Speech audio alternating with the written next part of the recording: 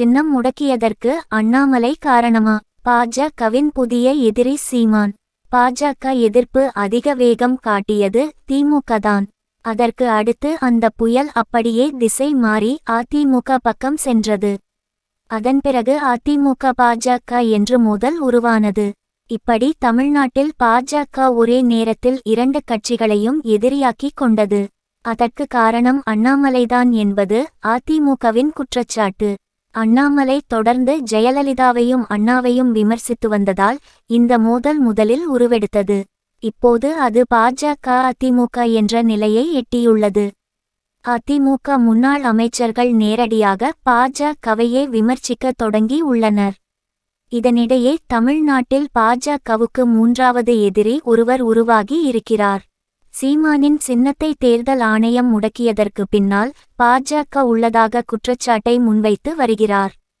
மிக கடுமையாக பாஜகவின் தாமரை சின்னத்தை முடக்க வேண்டும் என்ற அளவில் காட்டமாக பேசி வருகிறார் சீமான்.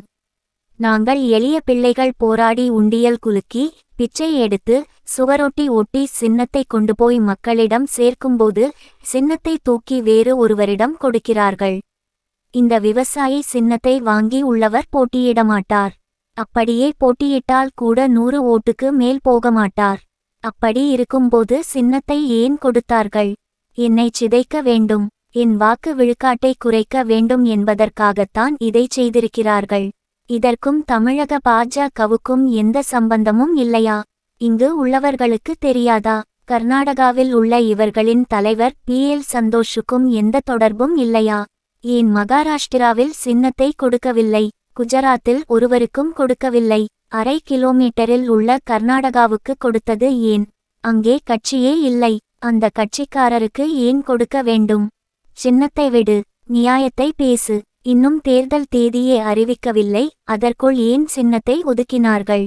வரி கட்ட வேண்டும் என்று விதிமுறை உள்ளது. நாங்கள் 3 தேர்தலிலும் வரி கணக்கு தாக்கல் செய்துள்ளோம். விவசாயி சின்னம் கொடுக்கப்பட்டுள்ள கட்சிக்காரர் வரி கணக்கு தாக்கல் செய்துள்ளாரா? பொதுக்குழு கூட்டி இருக்கிறாரா? சட்ட விதிகளின்படி நடந்துள்ளாரா? இது மிகப்பெரிய அநீதி. உடனே சின்னத்தை கூட காப்பாற்ற முடியவில்லை. இவர் எப்படி கட்சி நடத்துவார் என என்னென்னவோ எழுதுகிறீர்கள், பேசுகிறீர்கள். இதற்கு பின்னால் உள்ள அரசியல் தெரியுமா உங்களுக்கு? முதலில் பாஜகவின் தாமரை சின்னத்தை ஒழிக்க வேண்டும். இந்த தேர்தல் முடிந்ததும் வழக்கு போடுவேன். தேர்தல் ஆணையம் பதில் சொல்ல வேண்டும். பள்ளியில் தேசிய மலர் தாமரை என்று சொல்லிக் கொடுக்கிறார்கள். அப்படி ஒரு தேசிய மலரை எப்படி ஒரு கட்சிக்கு சின்னமாக கொடுத்தார்கள்? நான் மயில் சின்னம் கேட்டபோது அது தேசிய பறவை என்று கொடுக்க மறுத்தார்களே. அப்படி என்றால் தேசிய மலரை எப்படி கொடுத்தார்கள்? தேசிய சின்னமாக தாமரையை வைத்தால் பாஜகவின் சின்னத்தை நீக்க வேண்டும். அப்படி இல்லையென்றால் தேசிய மலரை மாற்ற வேண்டும் என்கிறார். சீமானின் குற்றச்சாட்டுக்கு உடனடியாக பதிலடி கொடுத்துள்ளார் அண்ணாமலை. அவர் கட்சிக்கு எப்படி சின்னம் வாங்குவது என்றே தெரியாமல் என் மீது பழி போடுகிறார் என்று விளக்கம் அளித்துள்ளார். அவர் பேசும்போது அண்ணாமலைக்கும் நாம் தமிழர் கட்சிக்கு முன்பு ஒதுக்கப்பட்ட சின்னம் கிடைக்காததற்கு என்ன சம்பந்தம்? இவர் முதலில் விண்ணப்பித்திருந்தால் இவருக்கு அந்த சின்னம் கிடைத்திருக்கும்.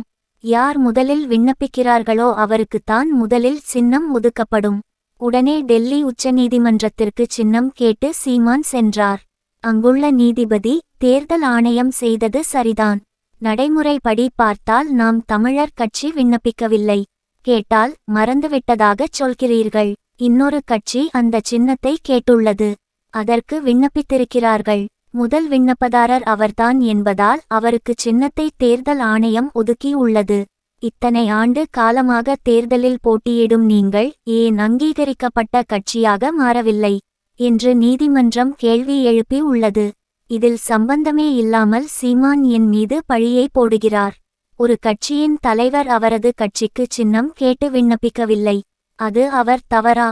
என் தவறா? அங்கீகரிக்கப்பட்ட கட்சி என்றால் என்னவென்று அவருக்கு தெரியுமா? ஒரு சின்னத்திற்கு எப்படி விண்ணப்பிக்க வேண்டும் என்பது அவருக்கு தெரியுமா? இது எதுவுமே தெரியாமல் அவர் என் மீது பழிபோடுவது என்ன வகையில் நியாயம் என்று கேள்வி எழுப்பி உள்ளார் அண்ணாமலை. தமிழ்நாட்டில் திமுக அதிமுகவுக்கு மாற்றாக சீமானின் நாம் தமிழர் கட்சிதான் வளர்ந்து வருகிறது. இதுதான் பாஜகவுக்கு கண்ணை உறுத்தியிருக்கிறது.